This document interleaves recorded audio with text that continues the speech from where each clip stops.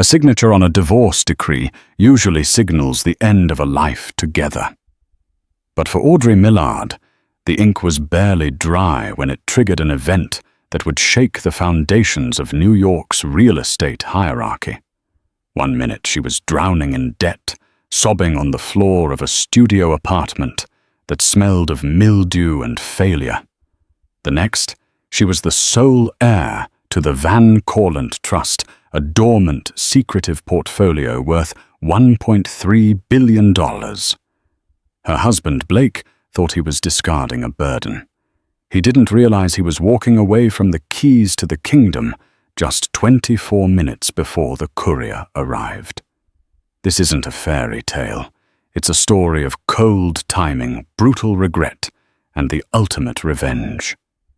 The radiator in apartment 4B rattled with a sound like dying machinery, a metallic cough that echoed through the cramped space. It was the only warmth Audrey Millard had felt in weeks. Outside, the Chicago wind was whipping off the lake, turning the streets of the Rogers Park neighborhood into tunnels of ice, but the chill inside the apartment was entirely different. It was the coldness of a marriage that had been dead for years, finally beginning to rot. Audrey sat at the chipped Formica table, staring at a stack of bills that seemed to defy the laws of physics. How could two people earn so little, yet owe so much?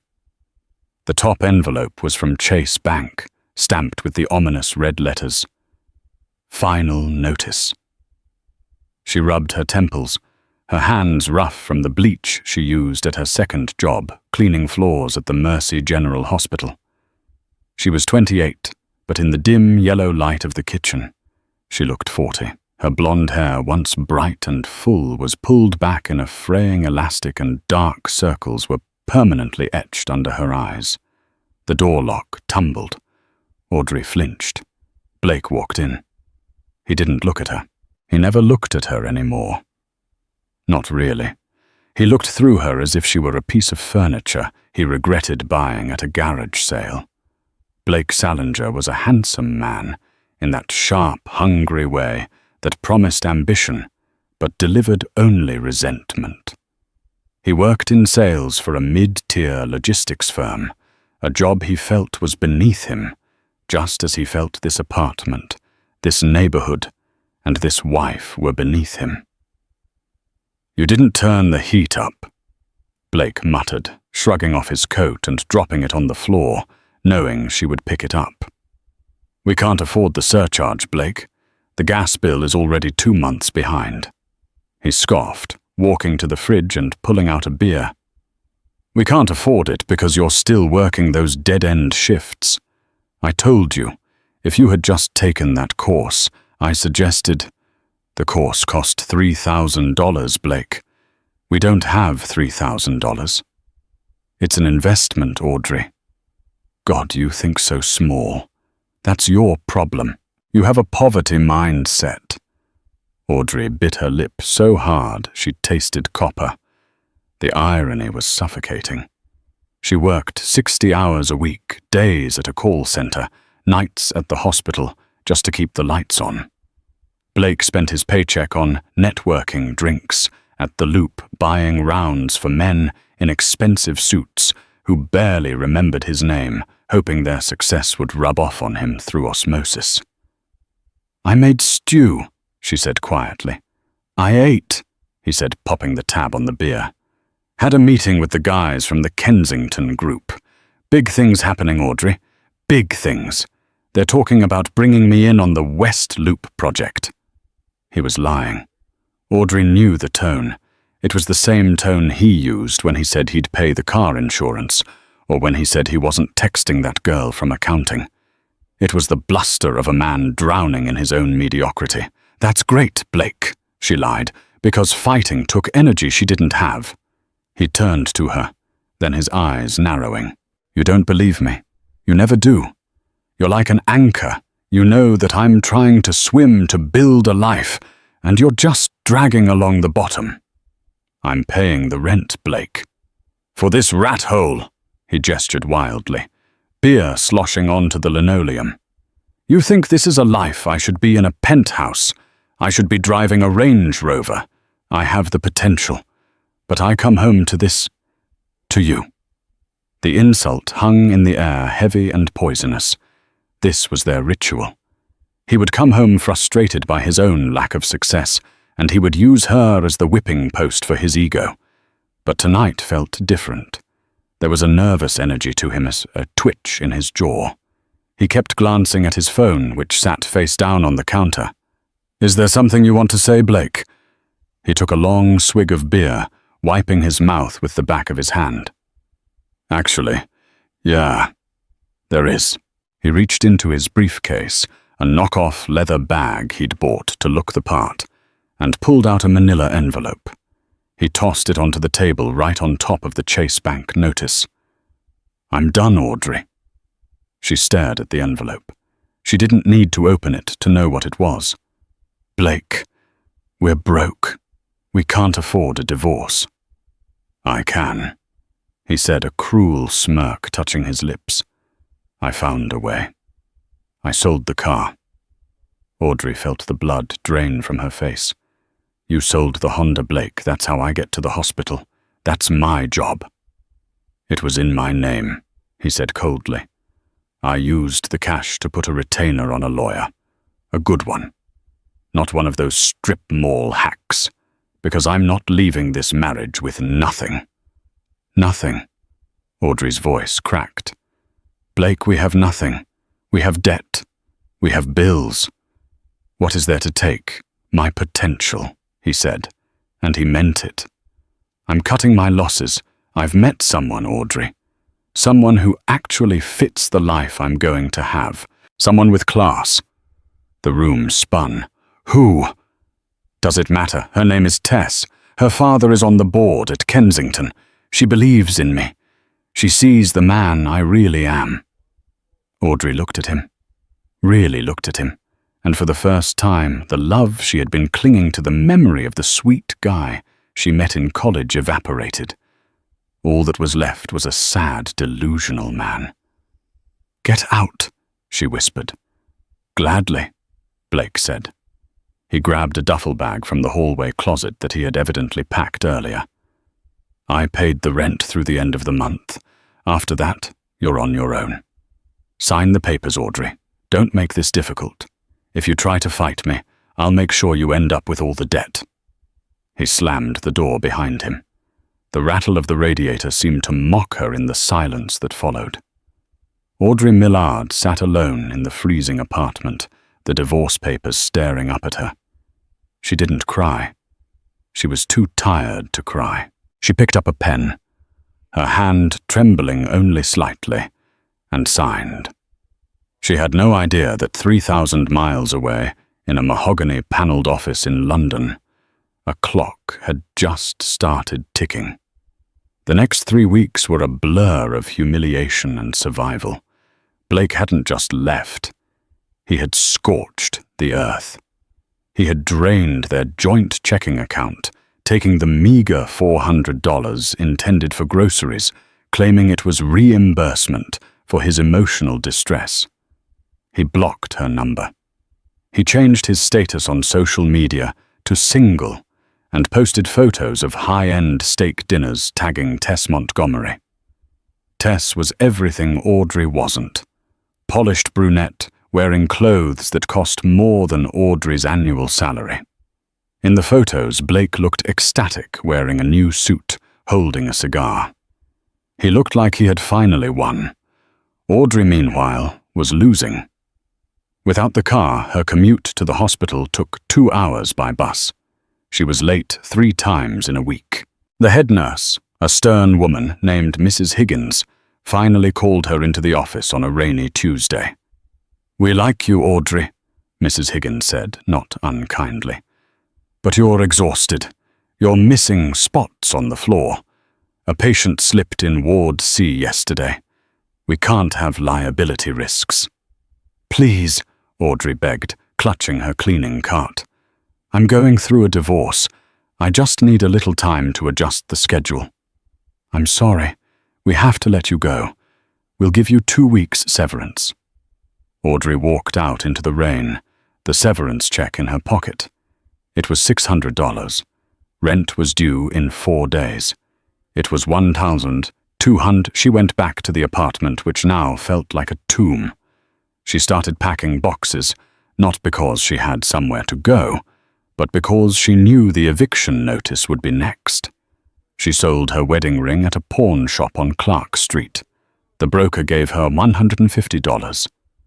"It's a low-grade diamond, miss," he had said, inspecting it with a loupe. Lots of inclusions. Even the symbol of their love had been a fraud. It was on a Thursday, the absolute nadir of her life, when the buzzer rang. Audrey was sitting on the floor, eating instant noodles, surrounded by half-filled boxes. She ignored it. It rang again, insistent. She hauled herself up and went to the intercom. "I don't have any money for subscriptions," she rasped. "Audrey Millard," a voice crackled back. Proper. British accent. Crisp. "Who is it?" "My name is Harrison Frey. I am an attorney with Halloway and Finch representing the estate of Elias Van Corleant. May I come up?" Audrey frowned. The name sounded vaguely familiar, like a ghost from a childhood story. Elias Van Corleant, her grandmother's estranged brother. The one the family never spoke about, because he was eccentric and cold. "He died 20 years ago," Audrey said. "He died 2 weeks ago, Ms. Millard. He was 104. Please, it is imperative we speak." She buzzed him in. Harrison Frey was out of place in Rogers Park. He wore a bespoke charcoal suit, the kind that didn't wrinkle, and carried a briefcase that looked like it cost more than the building. He stepped into the apartment, his eyes quickly scanning the poverty, the boxes, the peeling paint. His expression didn't change. He was a professional, but Audrey felt a flush of shame. "I apologize for the intrusion," Frey said, setting his briefcase on the table, moving a stack of unpaid bills aside with a delicate finger. "I have traveled from London to deliver this personally." "London? Why?" Audrey wiped her hands on her jeans. "Because the nature of the Van Corleant Trust requires discretion, and because you are the last living relative of Elias Van Corleant." "I thought he had children," Audrey said. "He did. 2 sons. Both passed away in a skiing accident in the Alps 5 years ago. No issue. His wife passed in the 90s. He was a very solitary man, Ms. Millard. He spent the last decade of his life in a sanatorium in Switzerland, managing his assets by proxy." "Okay," Audrey said, her heart rate picking up. "Did he leave me something? Because honestly, Mr. Frey, I could really use about $5,000 right now." Frey paused. He looked at her with a strange intensity. $5,000? "Yes, to pay off my ex-husband's credit card debt and get a deposit on a new apartment." Frey cleared his throat. He opened the briefcase and pulled out a thick document bound in blue velvet. Ms. Millard Elias Van Corleant did not deal in thousands. He was one of the largest private landholders in Manhattan, with significant holdings in London's Mayfair and commercial districts in Tokyo. Audrey stared at him. The radiator clanked. "The estate has been in a complex probate due to the international nature of the holdings," Frey continued. "But the lineage search is conclusive. You are the sole beneficiary." "Of what?" Frey put on a pair of reading glasses. "The portfolio includes the Van Corleant Tower on 5th Avenue, the St. James residential block in London, a controlling stake in Metro Logistics Shipping, and a diversified portfolio of stocks and bonds." He looked up. "The total valuation of the assets after taxes and duties is approximately $1.3 billion. The silence in the room was absolute. It was so quiet, Audrey could hear the blood rushing in her ears. "Billion," she whispered. With a B, Frey confirmed, "and there is a liquid cash account available to you immediately, approximately $40 million. Audrey's knees gave out. She literally sank to the floor, her back sliding down the kitchen cabinets. It wasn't joy. It was shock. It was the physical blow of a reality shifting too fast for the human brain to comprehend. "Is this a joke?" she gasped. "Is Blake doing this? Is this some sick prank?" "I assure you it is not," Frey said, stepping forward to offer her a hand. "Here are the deeds. Here is the cashier's check for the initial stipend." He handed her a check. It was for $250,000. "Petty cash," he called it, "to handle your immediate affairs before you come to New York for the board meeting." Audrey held the check. She looked at the zeros. "Wait," she said, a sudden sharp thought piercing the fog. "You said he died 2 weeks ago." "Correct." "And marital assets." Frey's eyes sharpened. He was a lawyer, after all. "You are married." I was," Audrey said. She scrambled up and grabbed the divorce decree from the table. It was signed, stamped by the court clerk just yesterday. Blake had paid an expeditor to rush it through because he wanted to marry Tess by the summer. She handed the paper to Frey. He examined the timestamp. The divorce was finalized yesterday at 4:00 p.m., Frey noted. "And when did the inheritance officially transfer? Technically upon the moment of death, but the probate closed and the title transferred to you this morning at 9:00 a.m. However," Frey looked at the divorce decree again, "this document states a complete separation of assets and a waiver of any future claims by either party effective immediately upon signing." He looked at Audrey. A small, rare smile touched his lips. "Ms. Millard, if you were still married as of this morning, without this specific clean break clause your husband insisted on, he would have been entitled to claim up to half of the appreciation of these assets during the marriage, depending on state law. But because he rushed this through, because he explicitly waived all rights to your future assets to protect his non-existent ones," Frey closed the folder, "he missed the window by approximately 16 hours. The money is yours, exclusively. He is entitled to absolutely nothing." Audrey looked at the check. Then she looked at the empty spot where her wedding ring used to be. She thought of Blake selling her car. She thought of him laughing at her poverty mindset, a fire hotter than the radiator ignited in her chest. "Mr. Frey," she said, her voice steadying, "how soon can we go to New York?" "I have a private jet waiting at O'Hare," he replied. "We can leave within the hour." Audrey looked around the apartment one last time. "Leave the boxes," she said. "I don't need anything from this life anymore." New York City was a different planet. Audrey didn't just step into money. She stepped into a machine. The Van Corland estate wasn't just a bank account. It was an emma that required ruling. For the first month, Audrey vanished from the world. She was installed in the penthouse of the Van Corland Tower, a triplex overlooking Central Park that was larger than the entire apartment building she had lived in back in Chicago. But she didn't spend her time shopping.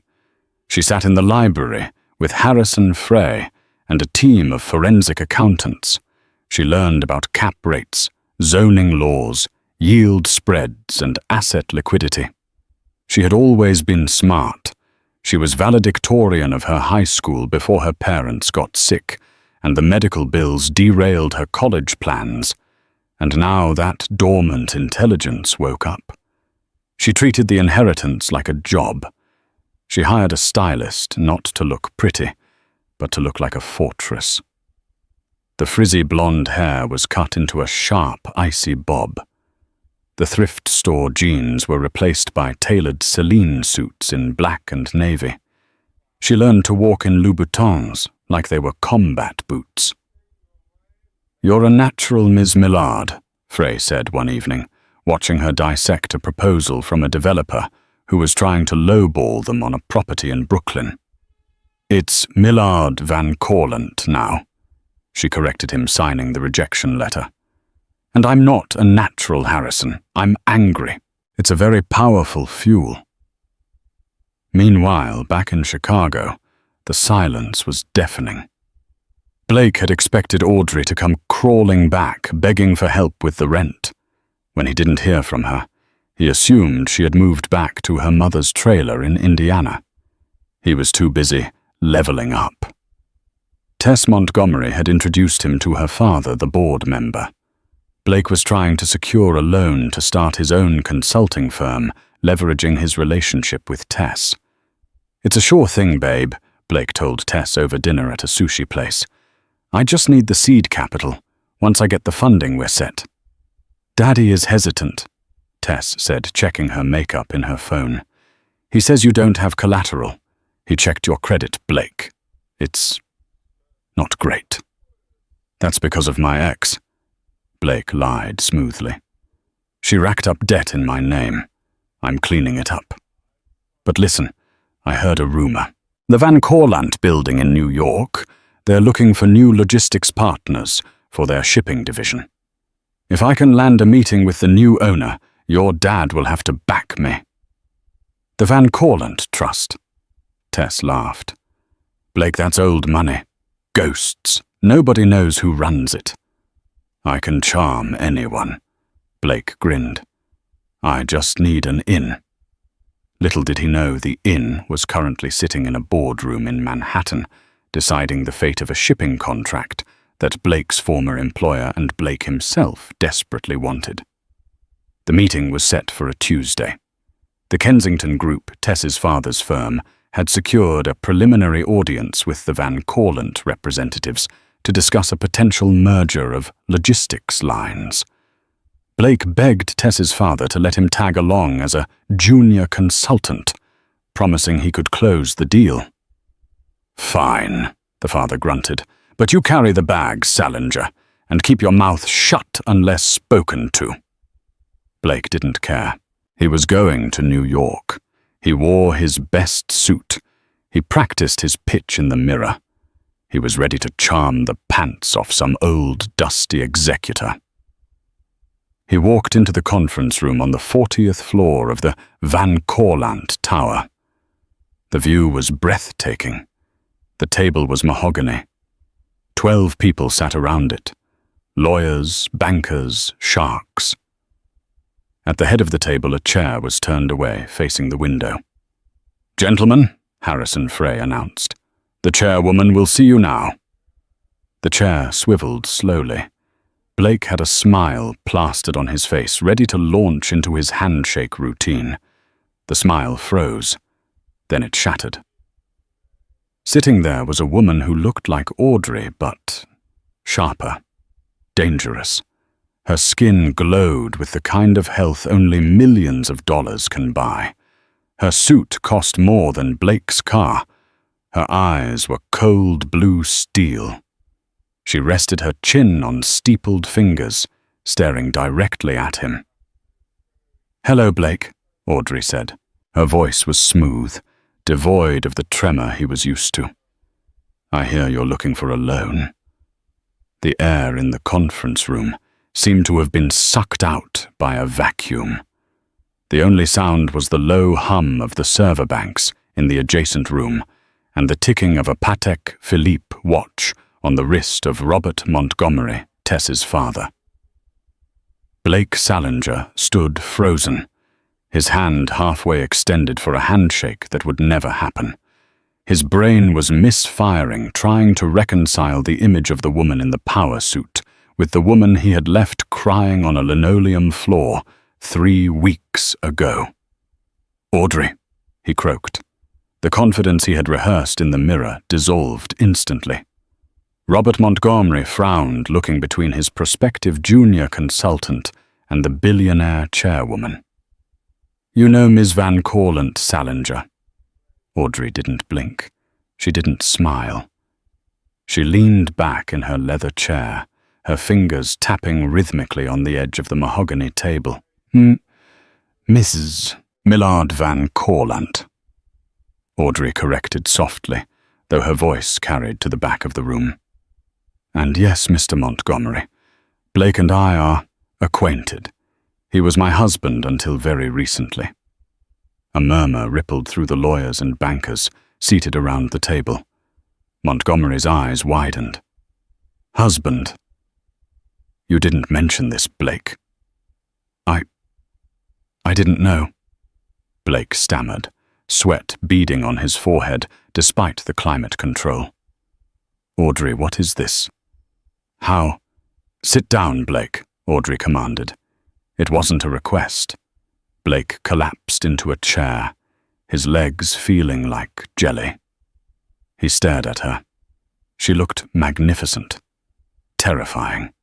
The jagged edges of her poverty, the exhaustion, the worry lines, the slump of defeat were gone. In their place was a polished diamond, hard and impenetrable. "Mr. Montgomery," Audrey said, turning her attention to the senior partner effectively dismissing Blake's presence. "I've reviewed the Kensington Group's proposal for the logistics merger. On paper, your distribution network in the Midwest is impressive." "Thank you," Montgomery said, straightening his tie, sensing a lifeline.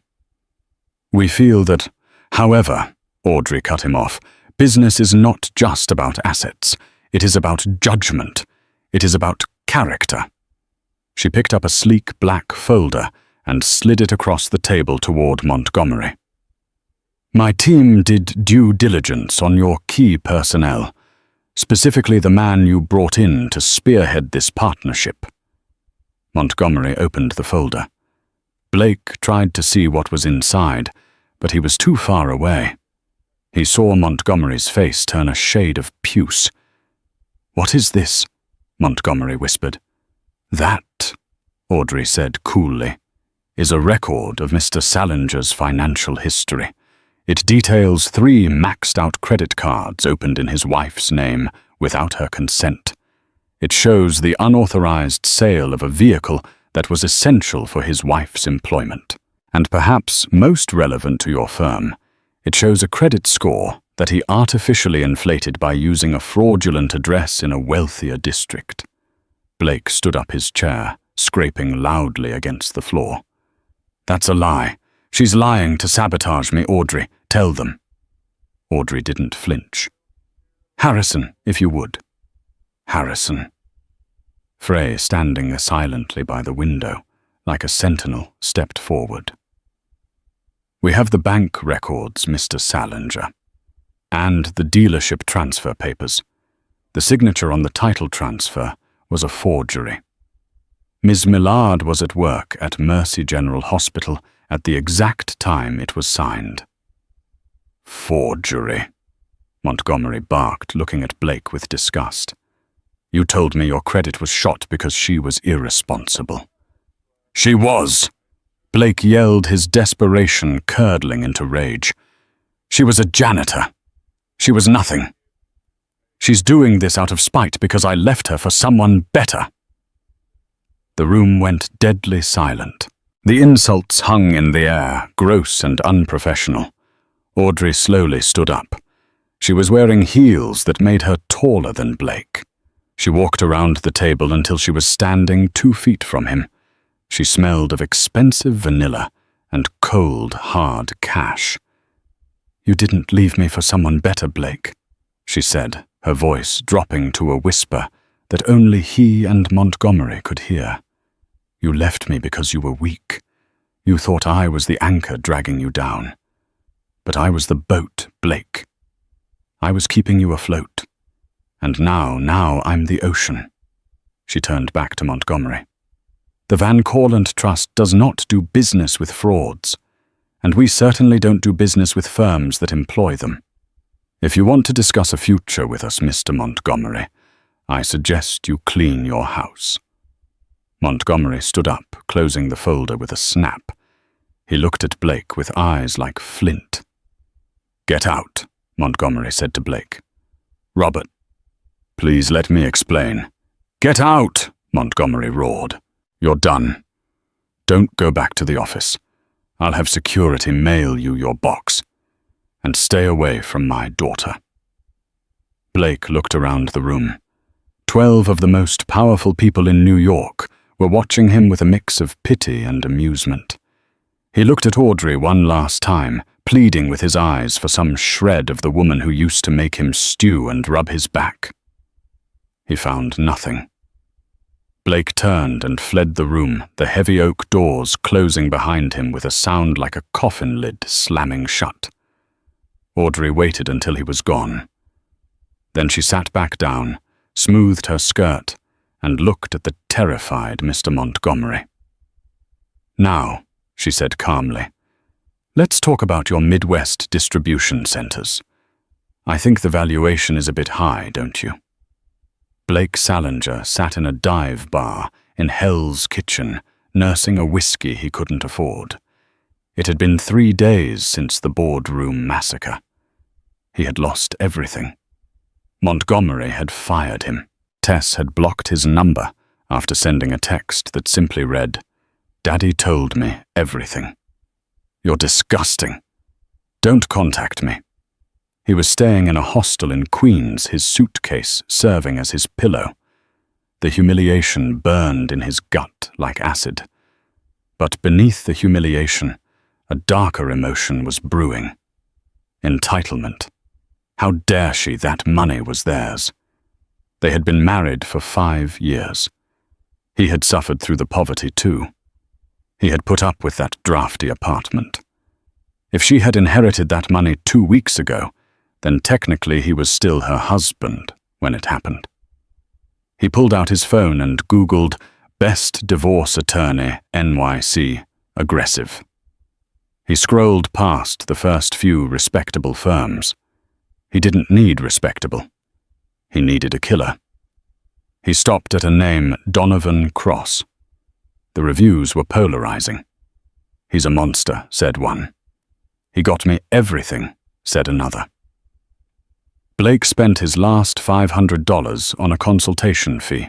Donovan Cross's office was in a glass tower in Midtown, but unlike the Van Cortlandt offices, this place felt predatory. It was decorated in black leather and chrome. Cross himself was a small man with a fake tan and teeth that were too white. He listened to Blake's story without interrupting, his eyes gleaming like a raptor's.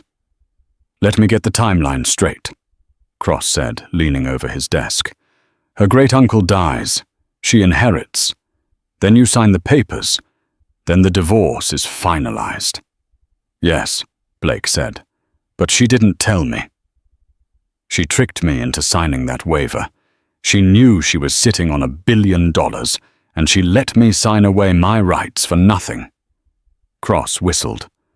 "That, my friend, is what we call fraudulent inducement and material non-disclosure.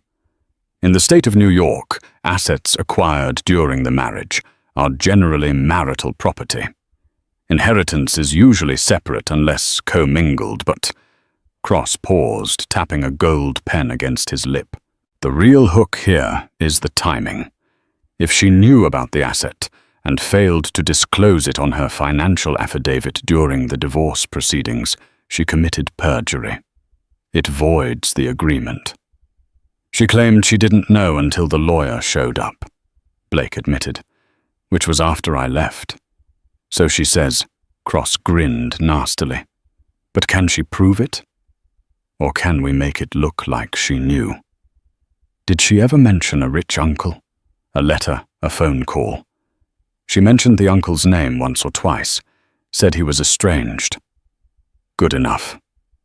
Cross slammed his hand on the desk. "We file a suit to vacate the divorce judgment based on fraud.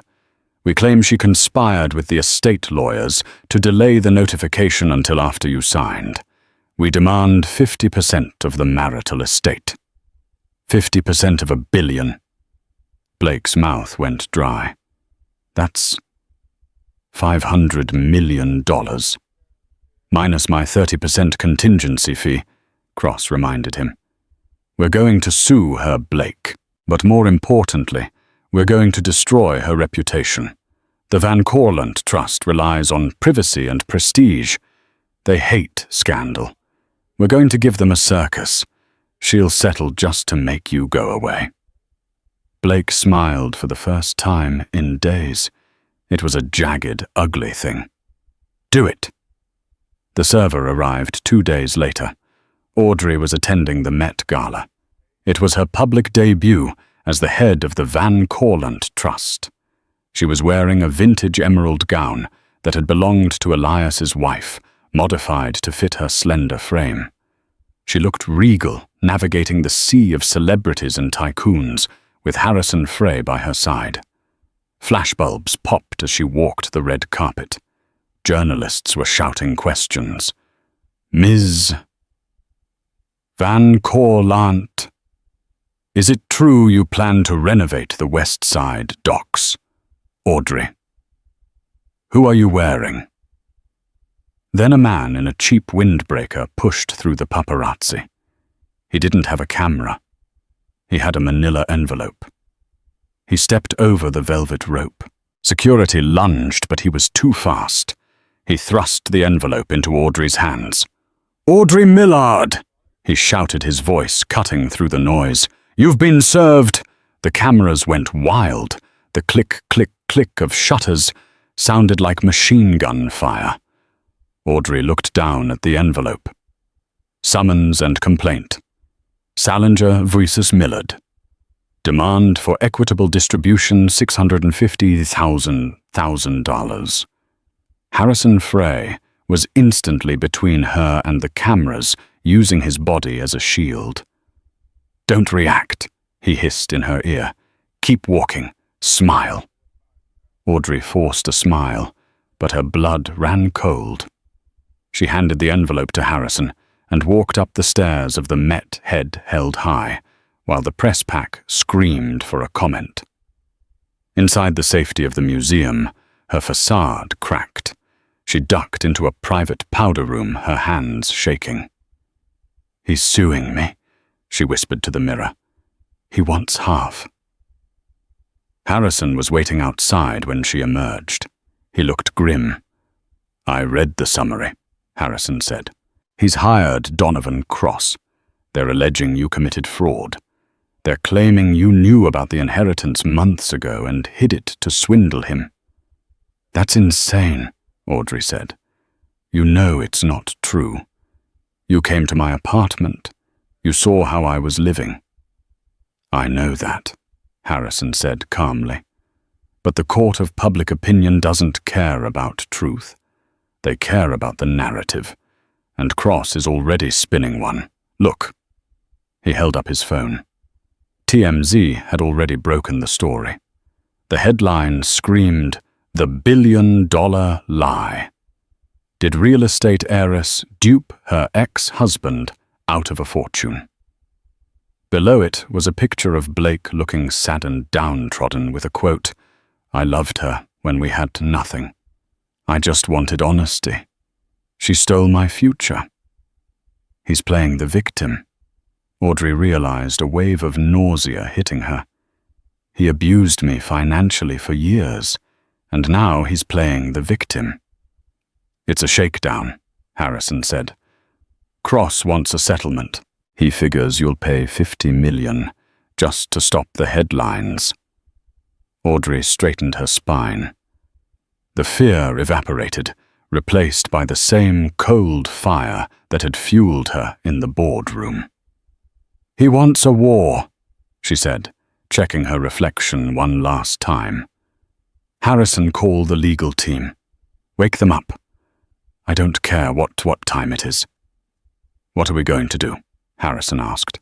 We're not going to settle, Audrey said, opening the door to the gala. We're going to eviscerate him. He said I stole his future. I'm going to show the world exactly what his past looks like. For the next 2 weeks, Blake Salinger was America's favorite underdog. Donovan Cross was a master of media manipulation. He booked Blake on talk shows, podcasts, and morning news segments. Blake played his role perfectly. He stopped wearing suits and started wearing soft sweaters. He grew a little scruff to look despondent. He talked about the betrayal and the sanctity of marriage. I was working 2 jobs to support her. Blake lied on Good Morning America, wiping away a fake tear. I sold my car to pay for her medical bills, and all the while she was sitting on this secret. She waited until the divorce papers were signed to the minute before she cashed in. It's not about the money. It's about the cruelty. The public ate it up. Internet forums branded Audrey the Ice Queen. Matt Payblake started trending on Twitter. There were protests outside Van Cortlandt Tower, people holding signs that read, "Share the wealth and gold digger." Inside the penthouse, Audrey watched the coverage on a bank of monitors. She was drinking green tea, but her stomach was in knots. "They hate me," she said quietly. "They don't know me, but they hate me." Harrison Frey stood by the window watching the protesters below. "They hate the caricature of you that Cross has painted. We need to paint over it." "With what the truth?" Audrey scoffed. "The truth is boring, Harrison. The truth is a woman cleaning hospital floors while her husband drinks beer. That doesn't sell papers." "No," Harrison agreed. "But evidence does. Cross is making a crucial mistake. He's getting Blake to talk too much. Every interview he gives, he creates a record. He's contradicting himself." Harrison pulled up a video clip on his tablet. "Look, in his filing he claims he sold the car to pay for a divorce lawyer. On GMA this morning, he said he sold it for your medical bills. On the podcast yesterday, he said he sold it to pay off debt. So he's a liar." "We knew that," Audrey said. "Yes, but now we can prove he's a perjurer," Harrison said, his eyes gleaming. "But we need the kill shot. We need to prove that he was the one hiding assets. If we can prove he was financially unfaithful, it destroys his innocent victim narrative, and under the equitable distribution laws, he's trying to invoke it, puts his conduct on trial." "He didn't have any assets to hide," Audrey said. "We were broke, were you?" Harrison handed her a file. "My investigators found something interesting.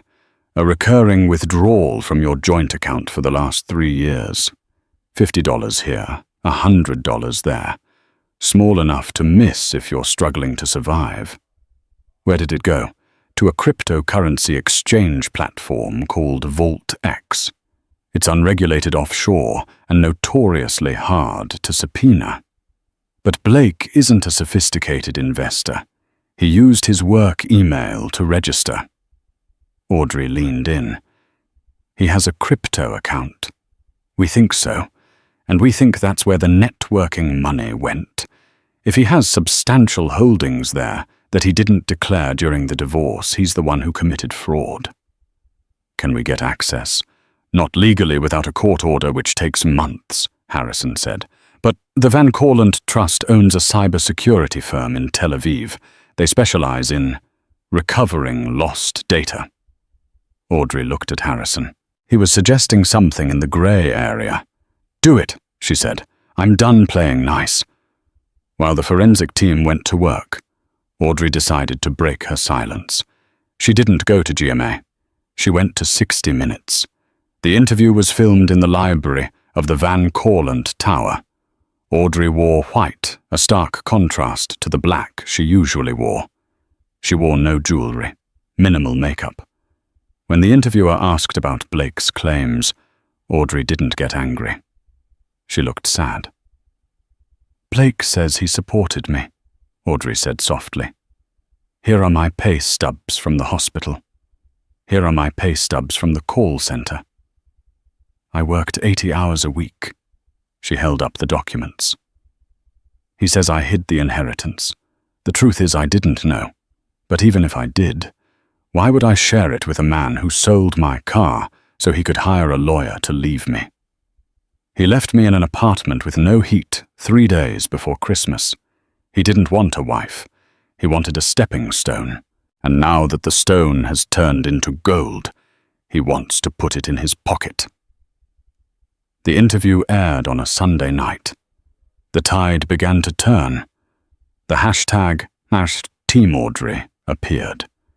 People started posting stories of their own deadbeat exes. But Blake and Cross weren't done. They filed a motion to freeze Audrey's assets until the trial. If granted, the Van Cortlandt empire would be paralyzed, construction projects would stop, the stock would tank.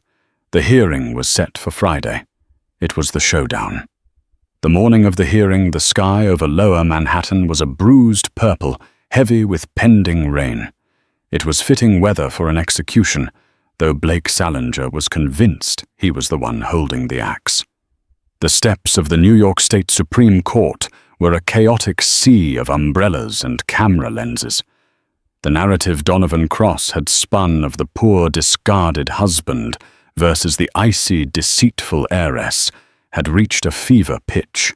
As Audrey's black SUV pulled up to the curb, the roar of the crowd was almost physical. There were boos mixed with cheers, a cacophony of public judgment directed at a woman most of them had never met. Inside, the atmosphere shifted from chaos to a suffocating, sterile silence. Courtroom 402 was an imposing space of dark mahogany and marble designed to make human beings feel small. The air smelled of floor wax and old paper. Blake sat at the plaintiff's table, leaning back in his chair with a studied nonchalance. He wore a navy suit that fit a little too tightly, a recent purchase on a credit card he fully intended to pay off with Audrey's money. Beside him, Donovan Cross was arranging his legal pad and pens with the precision of a surgeon preparing to operate. He shot a glance at the defense table and offered a tight, predatory smile. Audrey sat opposite them. She was still as a statue. She wore a suit of dove-grey wool, her hair pulled back sharply. To an outsider, she looked emotionless. In reality, her heart was hammering against her ribs like a trapped bird. This was the moment where she either reclaimed her life or lost everything she had just begun to build. Harrison Frey sat beside her, reviewing a single sheet of paper. He looked bored. It was the most reassuring thing Audrey had seen all day. "All rise," the bailiff bellowed. Justice Eleanor Vance swept into the room. She was a formidable woman with steel-grey hair and eyes that had seen every variety of lie New York City had to offer. She took her seat, adjusted her glasses, and looked down at the two parties with thinly veiled impatience. "We are here on the matter of Salinger v. Millard Van Cortlandt," Justice Vance said, her voice echoing slightly. "This is an emergency motion to freeze assets pending a trial for equitable distribution. Mr. Cross, you have the floor, and I suggest you make it compelling. You are asking me to handcuff a billion-dollar estate based on a hunch." Donovan Cross stood up, buttoning his jacket. He walked to the center of the room, playing to the gallery of reporters packed into the back benches. "Your Honor, this is not a hunch. It is a matter of mathematical probability. The defendant, Ms. Millard, signed a divorce settlement, waiving all future claims exactly 16 hours before acquiring an estate worth nearly $2 billion. She claims ignorance.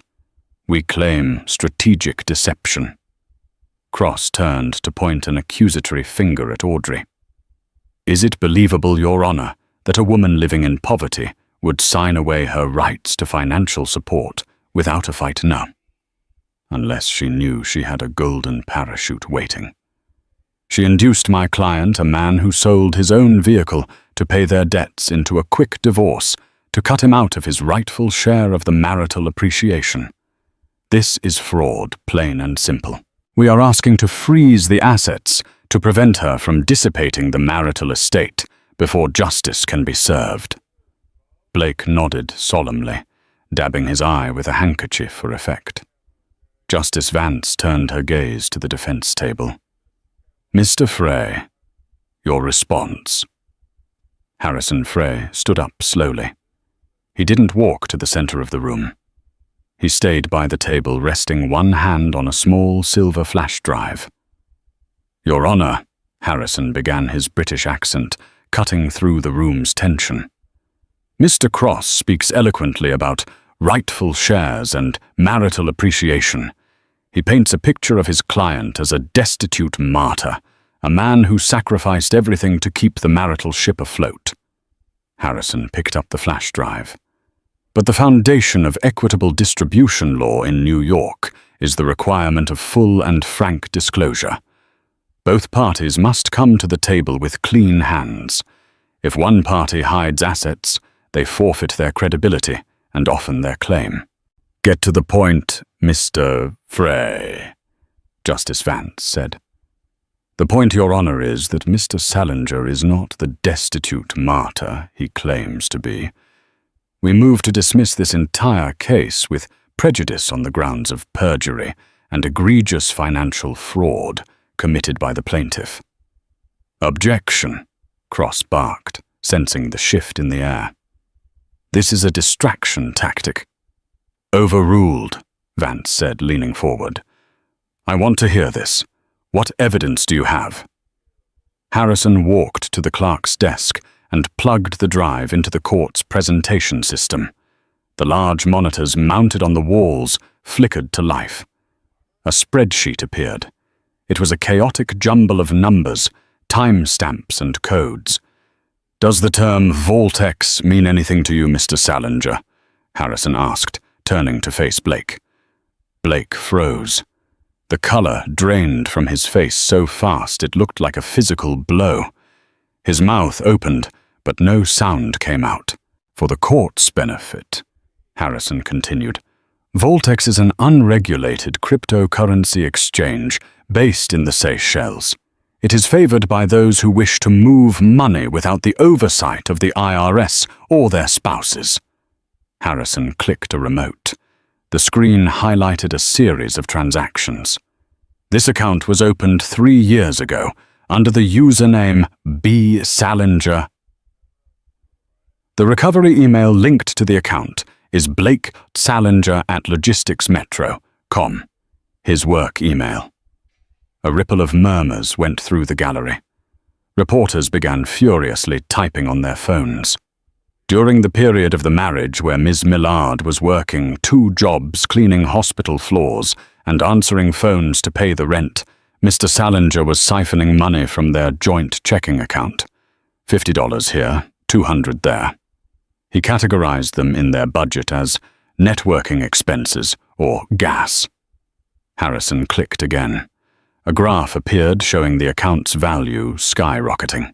He invested in high-risk altcoins, and he got lucky, very lucky, while he was berating his wife for her poverty mindset in their unheated apartment. This account held a balance of approximately $180,000.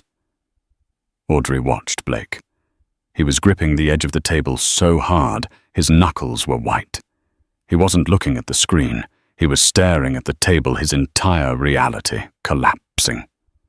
But here is the smoking gun, Your Honor, Harrison said, his voice dropping an octave, becoming deadly serious. The screen changed to a single transaction receipt. The date was magnified. Date, December 21st. Action, liquidate all assets. Amount $242,500. Transfer to Cayman Holdings, Shell Corp, 94492. December 21st, Harrison said. 3 days before he handed Ms. Millard the divorce papers. The same day he sold her Honda Civic for $3,000, claiming it was the only way they could afford a lawyer. The silence in the courtroom was absolute. It was the silence of a vacuum. He didn't sell the car, Because he was broke, Your Honor. He sold the car because he is cruel. He had nearly $250,000 hidden offshore. He hid this asset on his sworn financial affidavit. He looked this court in the eye, he looked his wife in the eye, and he lied. He wanted to leave the marriage with his secret fortune intact, leaving her with the debt. Harrison turned off the screen. The darkness seemed to linger over the plaintiff's table. He comes to this court asking for equity. He comes here asking for a share of an inheritance he has no legal right to. He does so with unclean hands, Your Honor. He is a fraud. Justice Vance looked at Blake Salinger. Her expression was one of pure, unadulterated disgust. "Mr. Cross," she said, her voice dangerously quiet, "did you know about this?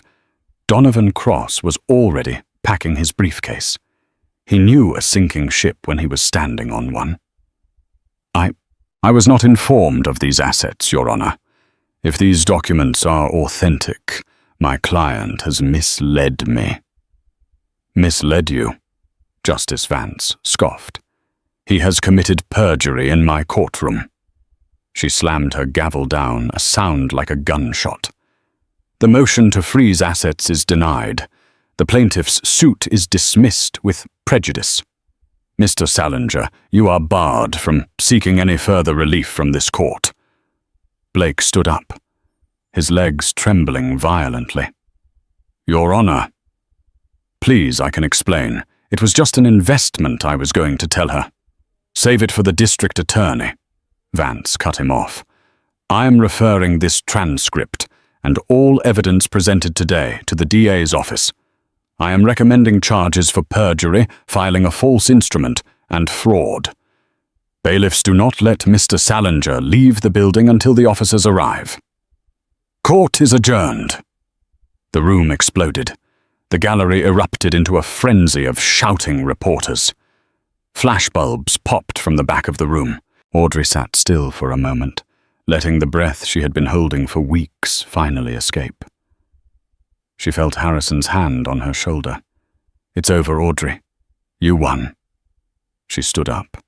She felt lighter, as if gravity had released its hold on her. She gathered her purse and turned to leave. To get to the exit, she had to pass the plaintiff's table. Blake was slumped in his chair, his face buried in his hands. Donovan Cross had already vanished, leaving his client to face the wolves alone. As Audrey approached, Blake looked up. His eyes were red-rimmed with panic and tears. He lunged forward, grabbing the hem of her jacket. A bailiff stepped forward, hand on his holster, but Audrey held up a hand to stop him. "Audrey," Blake whispered, his voice cracking. "Audrey, please. You can't let them take me. The DA, prison. I can't survive that. I'm sorry. I messed up. But we were married. I loved you once. Please. You have billions. Just help me with the legal fees.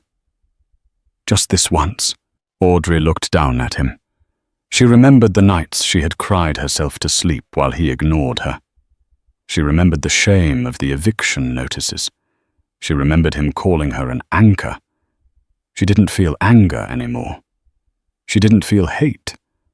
She looked at this small, shivering man and realized that he had never been the prize she thought he was. He was just a lesson she had to learn. She gently pulled her jacket from his grip. "You were right about one thing, Blake," she said, her voice steady and loud enough for the nearby reporters to hear. "You always said I had a poverty mindset." She leaned in close. "But it turns out poverty isn't about money. It's about character. And you, Blake, you are the poorest man I have ever met." She straightened up, turned her back on him, and walked down the center aisle. The heavy doors swung open, flooding the dim courtroom with the bright, blinding light of the flashbulbs waiting outside. Audrey Millard Van Corleant stepped into the light finally, and completely free. Blake Salinger eventually served 18 months for perjury and fraud. He now works at a car wash in New Jersey. Audrey Millard Van Corleant grew the empire to $2 billion and started a foundation that pays off medical debt for hospital workers. She remarried a kind architect who never asks her to shrink herself to fit his ego. It's a brutal lesson, isn't it? Blake had the winning lottery ticket in his hand, a loyal wife who would have shared everything with him, and he threw it away for a quick buck and a shiny new toy. He learned the hard way that when you dig a grave for someone else, you'd better dig too. If you enjoyed this story of karma and justice, hit that like button. It really helps the channel. And don't forget to subscribe and turn on notifications so you don't miss our next story about the secrets people keep and the prices they pay. What would you have done if you were Audrey? Let me know in the comments below.